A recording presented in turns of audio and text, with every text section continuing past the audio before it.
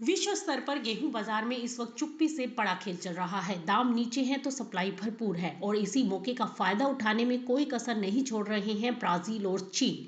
सबसे पहले बात ब्राजील की। सस्ते गेहूं की बहती गंगा में ब्राजील ने खूब हाथ धोए हैं।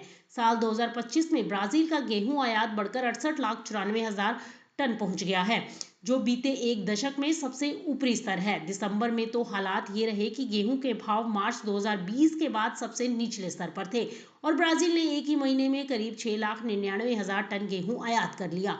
यानी सस्ते दाम देख ब्राजील ने लोहा गर्म रहते ही हथौड़ा मार दिया। अब रुक करते हैं चीन का। 2 साल तक आयात से दूरी बनाए रखने के बाद अब दुनिया का सबसे बड़ा एग्री कोमोडिटी खरीदार फिर से मैदान में उतर आया है। दिसंबर में ऑस्ट्रेलिया और अर्जेंटीना से करीब 6,20,000 टन गेहूं चीन पहुंचा है। ऑस्ट्रेलिया से शिपमेंट अप्रैल 2024 के बाद सबसे ज्यादा रहा, जबकि अर्जेंटीना से गेहूं की सप्लाई तो 1997 के बाद सबसे ऊपरी स्तर पर पहुंच गई है। ऐसे में बाजार जानकार कह रहे हैं कि भले ही यह मांग अभी विश्व स्तर पर कीमतों को उड़ान न दे पाई हो, लेकिन अगर चीन ने ऐसे ही खरीदारी जारी रखी तो सप्लाई की भरमार पर लगाम लग सकती है और बाजार को सपोर्ट मिलता हुआ दिखाई दे सकता है। ऑस्ट्रेलिया और अर्जेंटीना दोनों देशों में इस साल फसल अच्छी रही। ऑस्ट्रेलियाई गेहूं इस वक्त जौ से भी सस्ता है, जबकि अर्जेंटीना का गेहूं तो और भी किफायती सौदा साबित हो रहा है।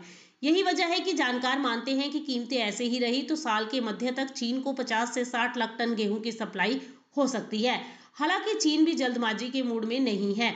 जनवरी के लिए शिपमेंट सीमित दिख रहे हैं, लेकिन अंदर खाने तैयारी पूरी है। ऊपर से चीन में रिकॉर्ड कॉर्न उत्पादन के बावजूद क्वालिटी की समस्या ने गेहूं की मांग को और हवा दे दी है। कुल मिलाकर सस्ते दाम, मजबूत सप्लाई और बदलती वैश्विक जरूरतों के बीच गेहूं बाजार में नई बिसात बिछ चुकी है। अब देखना यह होगा कि ब्राजील और चीन की ये चाल आगे चलकर कीमतों को कितनी मजबूती देती है।